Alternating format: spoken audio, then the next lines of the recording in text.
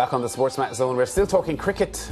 Cricket West Indies has teamed up with the Jamaica Cricket Association for a week-long coach development clinic aimed at providing ongoing personal development opportunities for local coaches to further prepare and inspire them to have a positive impact on players within their communities. The clinic got underway in Jamaica on Monday and will run until Friday. CWI's Coach Development Manager Chris Brabazon and Director of Cricket, former West Indies captain Jimmy Adams, will deliver all sessions with local coach developers Philip Service and Gibbs Williams. Brabazon joins us in the studio now, and welcome, Chris, to the SportsMax zone. Really great to have you here.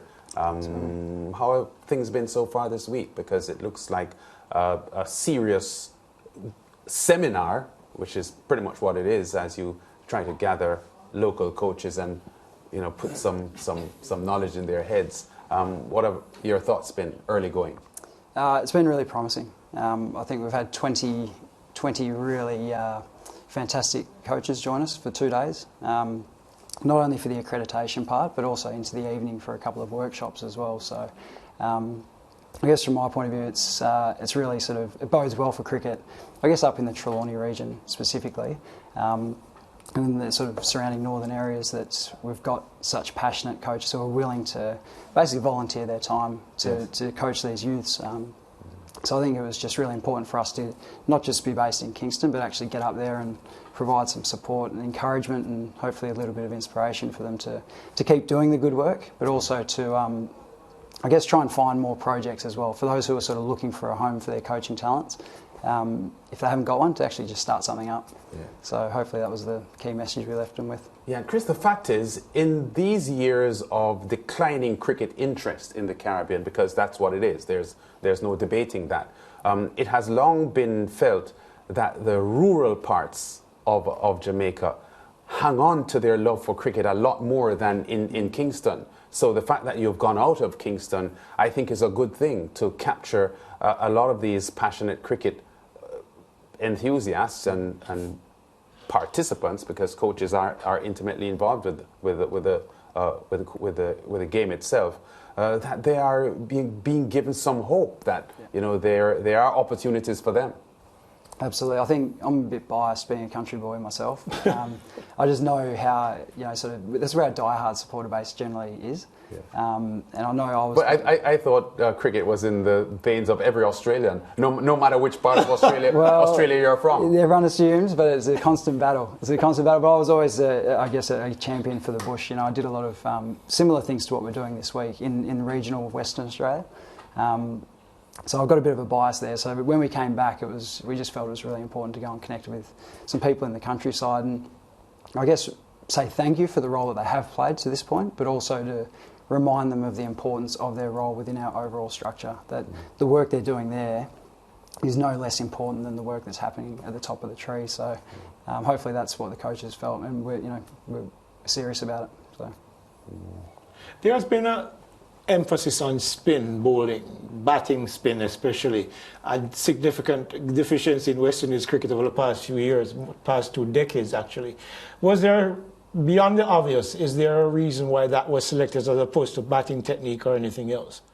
Yeah, I think there were some pretty solid reviews coming out of probably the previous 2 World Cups, and not just those, but some of the the Test series and things as well. But what we wanted to do was try and pick off, I guess, a key topic that's really been the bane of our existence for the recent times. So we went after that one. I'm not sure, at the top, there's different individuals are approaching it differently, but we're seeing some key things that we want to impress upon our coaches to make sure the players are working on.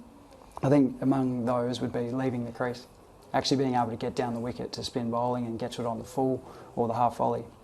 For instance, sweep shots, actually sweeping the ball, showing that really good positive intent. Because what we're seeing is a lot of the time our players are coming up against world-class spinners and we're a little bit stuck. We might be waiting for a loose ball that isn't coming. So we're saying to our players, they need to be proactive, but to be proactive, you need to have the competence and confidence with a range of shots to be able to put the pressure back on the bowler. And I think that's what we're not seeing at the top end. There's some things that the coaches are trying to do at the top end, but we'd prefer it to happen earlier in the chain, which is what Yeah, which leads me to my next question. 20 coaches you mentioned, but Jamaica is what, 4,000 square miles, I think is, or 444 square miles, whatever it is. There are a lot of kids who probably will be coming into the sport at maybe 10, 11, 12, when they perhaps should be coming in a little bit earlier. Is there a need for more coaches to be at that grassroots level, 5, 6, 7, 8, 9, 10, that will help them have them master those skill sets early on that will eventually benefit the West Indies in the longer term? I think you're absolutely right. And I think it extends beyond the technical as well. So, you know, all the different sort of tactical discussions, you know, the types of values, the types of characters we're trying to produce. All those discussions need to start earlier in the chain. I heard you talking earlier about the women's team at the moment, and I mean the truth is that they're up against a team that all of those girls will have had the opportunity to start cricket at 5, 6, 7 years of age and have what we call a whole of pathway experience. Similar to the Australian setup that I'm from, that I'm probably intimately aware of and been part of, that it's going to be hard for us to keep pace if we're up against girls that have sort of got, I guess, 10 years more playing age under their belt, you know, on our girls. But yeah, we're just leaving a little bit sort of too much too late. Mm-hmm. So the earlier we can catch them, the better. Yeah, because by the time our girls get to playing for the West Indies, their comfort level is nowhere close to what the English players or the Australian players or the Indian players are at, because they've been doing it for so much longer. Yeah. So the thinking at the crease is more about maybe attacking and more strategic as opposed to surviving, which I think is a significant problem with West Indies cricket across both genres, wherein it's more about survival as opposed to being more proactive and progressive. Yeah, I think you're right. Yeah, I think the players are trying to work their way through situations, and at times they kind of know what they'd like to do, but they don't necessarily have the confidence in their skills to execute. Whereas what you'll see from some of the English girls and the Australian girls in particular, they just get after the bowling, and they know what it is they're going to execute, and they know they're going to do it, and they go about it. Whereas our girls are sort of learning as they go, which is good, and we've got some fantastic players coming through that we can build around. But we just need them to have more confidence and competence a little bit earlier in the chain, and then they should be hitting their straps. So someone like Rashada Williams, we'd love to see her scoring hundreds at 25. You know, so I think she's on the up and up, but you know, how can we have players who are coming into international cricket at 22, 23 and ready to go? You know, so that's the goal. Yeah, you've touched on something very important there, Chris, because when this show started back in 2011, Wavell Hines, former Test opening batsman, well, he played ODI cricket as well, was one of our presenters, and he constantly said on the show that West Indies cricket is catching up. So when our players get to the international stage to start playing, they are learning on the job. They are learning to find their way at that level, whereas players coming from Australia or Sheffield Shield, you have Australians making their Test debuts at 28, 29, and they have 150 first-class matches, whereas there are a lot of West Indians making their debut with 10, 15 first-class matches. So the domestic game in Jamaica in the Caribbean is short of the kind of comprehensive development that the domestic cricket in, let's say, Australia, India, or England would present for your players. I think you're absolutely right. I think if you looked at the sort of average age of when the players in the Australian team made their sort of international debuts, but even before that, their first-class debuts, you're looking at around 18, 19 years of age. So what that allows the player to do is go through a cycle of breakthrough, learning, maybe some success, a bit of failure, getting dropped and coming back into the setup. But if they're getting selected at 29, 20, 30 years of age, there's not really that time for that cycle. You either make it or you're out. So and then you end up churning through players. So I think it's important that we get them into the system earlier, give them that grounding in first-class cricket earlier, get them into the international scene, give them exposure.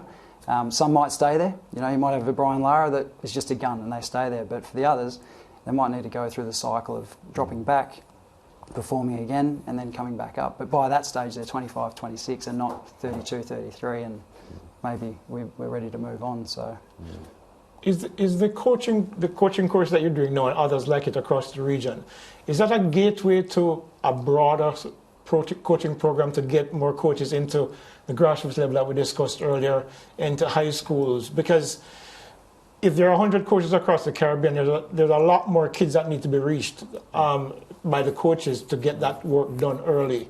You know, is this a gateway to those kind of programs for the West Indies, for Cricket West Indies?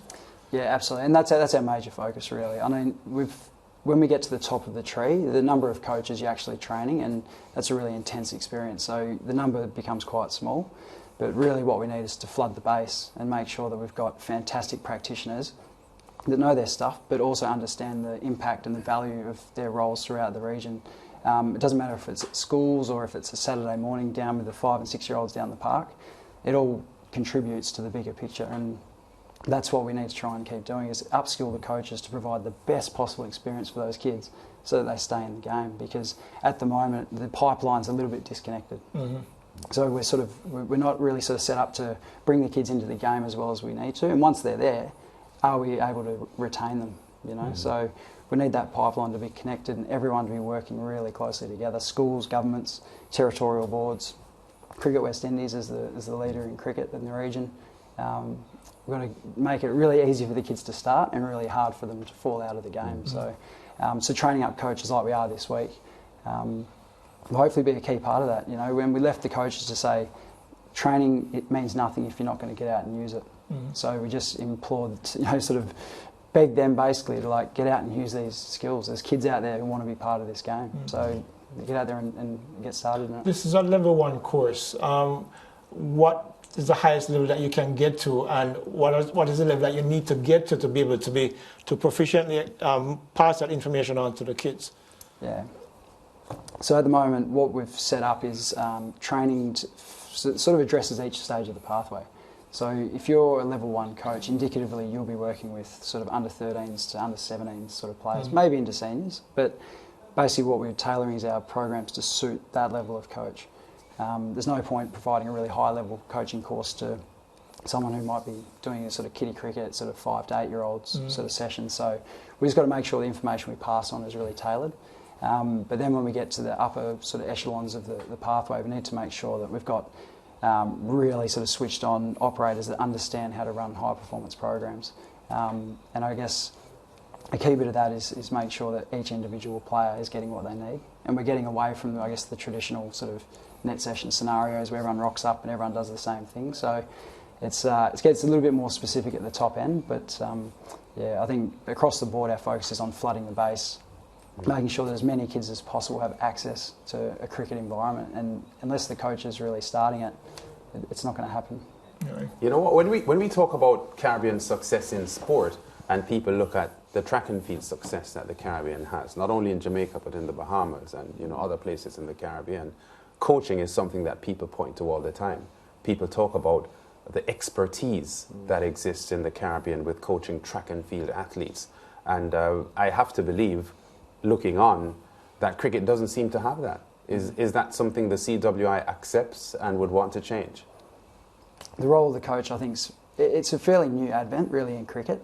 You know, you sort of go back to sort of the 80s, 90s where coaching actually became a thing, because before that it was more captain-led and the players did the thing. I say that to say, before you continue the point, that there are Caribbean coaches who are rated in track and field as among the best in the world.